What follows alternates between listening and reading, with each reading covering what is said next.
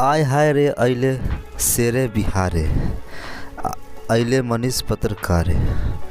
दोस्तों, social media पे इन दिनों मनीष कश्यप की जेल से आने की तस्वीर काफ़ी वायरल हो रही है।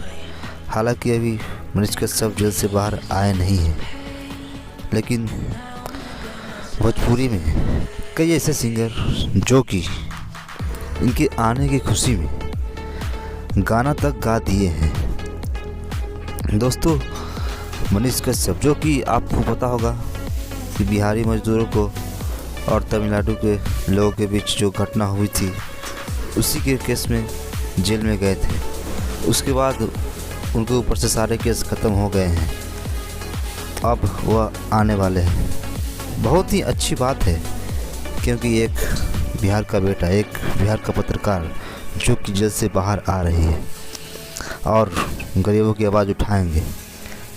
लेकिन कुछ लोग इस तरह से खुश हैं जैसे मानो मनीष कश्यप बॉर्डर पर से आ रहे हैं, कोई बड़ा देश के लिए काम करके आ रहे हैं। दोस्तों, उनके ऊपर उन्होंने जो कर्म किए थे, उन्हीं का परिणाम था जो कि उन्हें भुगतना पड़ा है। 8 महीना कुछ कम नहीं होता है, लेकिन कुछ लोग का मानना है कि नहीं, हम जीत चुके हैं और मनीष कश्यप अच्छा काम कर गए हैं जेल में। लेकिन कुछ ऐसा बात है नहीं।